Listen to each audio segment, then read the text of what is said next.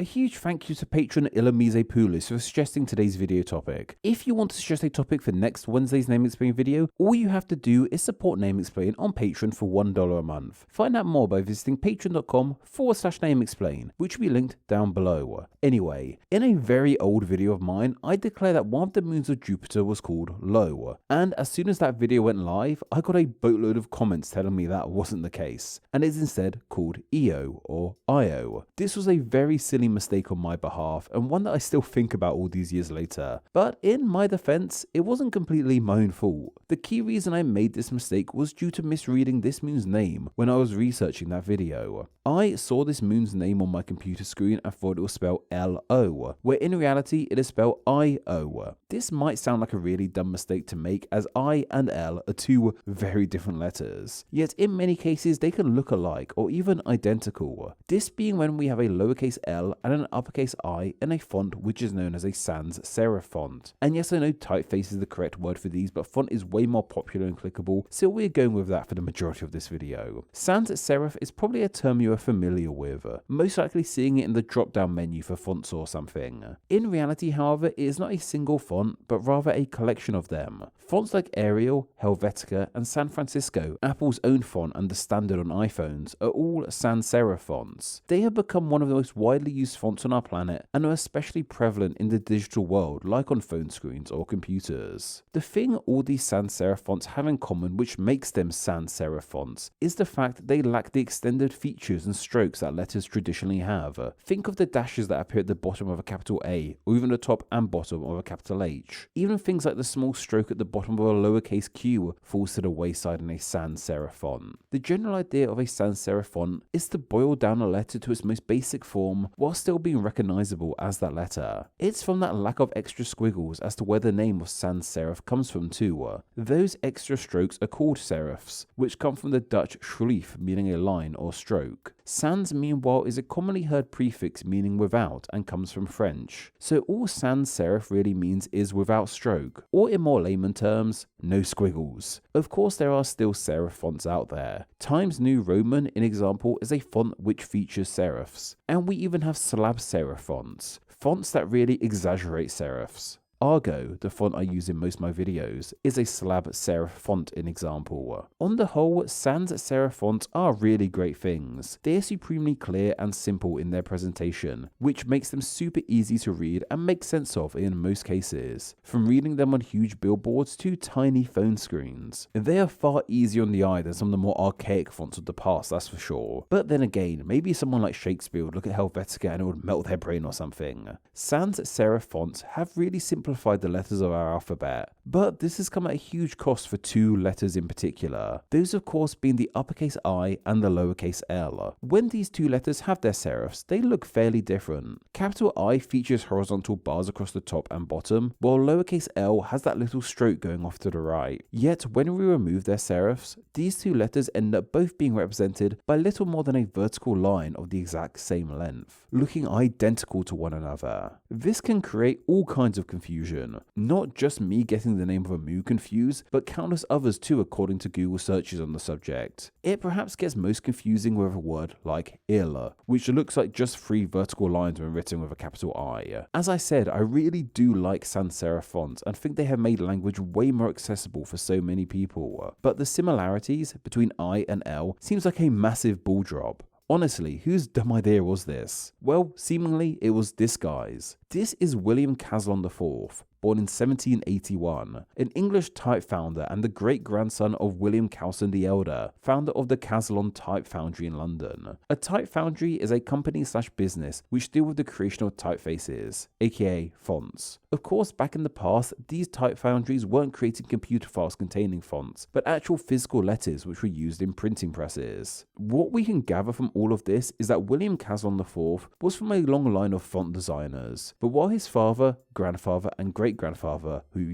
all had the same name as him, stuck to those more extravagant fonts with serifs aplenty, Caslon IV decided to take one of his fonts in a different direction. In 1861, Caslon IV released a specimen of printing types. Among it were the usual kinds of fonts you could expect from the early 19th century, squiggles and dashes all over the place. But among these was a new font. one called 2 Lines English Egyptian. This is widely seen as the first ever sans-serif font. Now, this wasn't the first time ever someone had written a sans-serif style. Apparently, Jubilee coins from 1809 featured writing which was somewhat less serif in its appearance. And if we look into other scriptures, we can find Greek writing carved in monoline, which is incredibly similar to sans-serif from all the way back in the 5th century BC. What 2 Lines English Egyptian was, however, was the first fully dedicated sans-serif font that was purposefully produced by a font maker. While we know that Caslon IV made this font, we don't seem to be too sure as to what compelled him to make a font so different to all the others that had come before him. Maybe he realized that the times were changing. The early 19th century saw huge changes in the world, and especially in his homeland of Britain. The Industrial Revolution was in full swing, bringing us new technologies unlike anything seen before. Maybe he felt the fonts of the past were outdated for the world he was living in now. Or then again, maybe he was just feeling lazy and wanted a font that was easier to make. The name of this font, 2 Lines English Egyptian, is a little weird to say the least, and despite being name explained, we don't really need to explain the name of this one for the topic at hand, though I will cover the Egyptian part of the name. It derives from a wider series of fonts it was a part of which were all called Egyptian. Seemingly it comes from the idea that these fonts were reminiscent of the scriptures and styles of ancient Egypt. Britain was really in the depths of Egyptomania at this time. Yeah, this was a real thing, a time where people were deeply fascinated by all things ancient Egypt. Like, there's still buildings all around the UK made during this time that look seriously Egyptian. While this was the first sans-serif font, it definitely wasn't the last. Over the years, more of this style popped up. A few decades later, in 1932, another type founder, Vincent Figgins, great name by the way, released his own sans-serif style font. This one, however, didn't have a strange name like 2 Lines English Egyptian, but instead was simply called sans-serif. This is the first recorded instance of that term, and it went on to cement sans-serif as the go-to name for all fonts that were, well, sans-serifs. As the 19th and 20th century rolled on, sans-serif fonts received a mixed response. Some really liked them and thought they looked way more modern than previous fonts, while others felt like they shouldn't replace the traditional fonts of the past. The serif versus sans-serif debate was taking place across the globe too. In Germany, for example, there was a huge debate over what font they should be using. It was a whole thing, we have a video on the subject. Yet despite this debate, sans-serif fonts kept on being produced. In 1925, for example, a guy called Herbert Bayer suggested a universal typeface, which was sans-serif. The still popular Futura font came around in 1927, Helvetica came around in 1957, and Arial came around in 1982. Sans-serif fonts really gained traction in the 20th century, as opposed to the 19th, despite the concept being created in that century. What really helped cement sans-serif fonts as the mainstay was when the age of computing and digital communication came into full swing.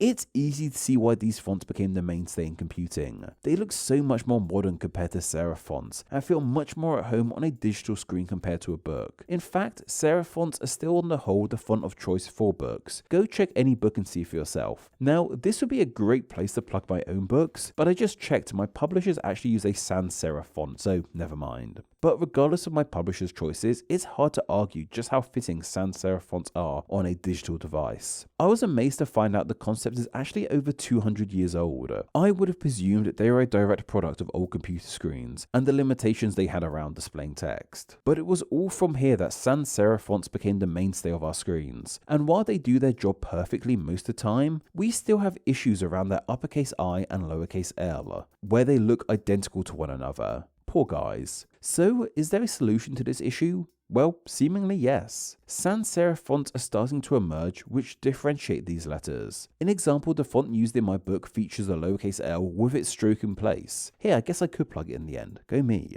What's more impressive, however, is the fact that none other than one of the leading brands in computing, Microsoft, decided to tackle this issue head on. In 2023, they stopped using the sans-serif font of Calibri as their default and switched to a new one dubbed Apotos as their go-to font. This This is another sans-serif font, but unlike Calibri, it features the lower stroke of the lowercase l. This makes it far more visually distinctive from an uppercase I. This is definitely progress, but maybe we could still give uppercase I its strokes back too. This all shows us that people are out there trying to correct this issue from the past and make I and L look more distinct from one another. But then again, that's only a couple of fonts. Not all default fonts on word processors and phone screens don't differentiate between the letters all that well. When this is the case, there is another option we could use when it comes to figuring out what letter is being used at any time. We could just use our common sense a tad more. On the whole, through context alone, we can figure out what letter is being used in English. For example, if a letter starts with a vertical line, we can presume that's a capital I, as sentences begin with capital letters. And if a vertical line appears within a word, then it's most likely an L, because that's how grammar works. If we know where and when to expect a capital I or lowercase l in writing, then this can hopefully stop being an issue, right? But of course, it's not that simple. People can struggle to read for all kinds of reasons, and sometimes common sense can just go completely out the window. As it did for myself all those years ago when I called the moon of Jupiter Lo and not Io. Yeah, if you couldn't guess, I'm still not over that one.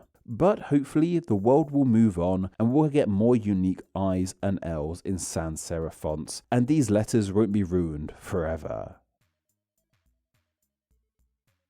Name Explain depends on viewers like yourself supporting the channel financially on Patreon, so a huge thank you to everyone who does. Donating just $1 a month helps the channel amazingly and gets you bonuses including ad-free videos, exclusive content, the power to request ideas to be made into actual Name Explain videos, and your name at the end of the video with all these awesome people. Visit patreon.com/NameExplain or click the link down below to find out how you too can support the channel. Thank you. Thanks for reaching the end of the video. Why not watch another and subscribe to keep up to date on all things Name Explain. You can find myself on Instagram where I'm Name Explain YT, and join the Facebook group Friends of Name Explain to talk with myself and other name nerds. All that will be linked down below. Anyway, I hope you enjoyed this video, and once again, thank you all so much.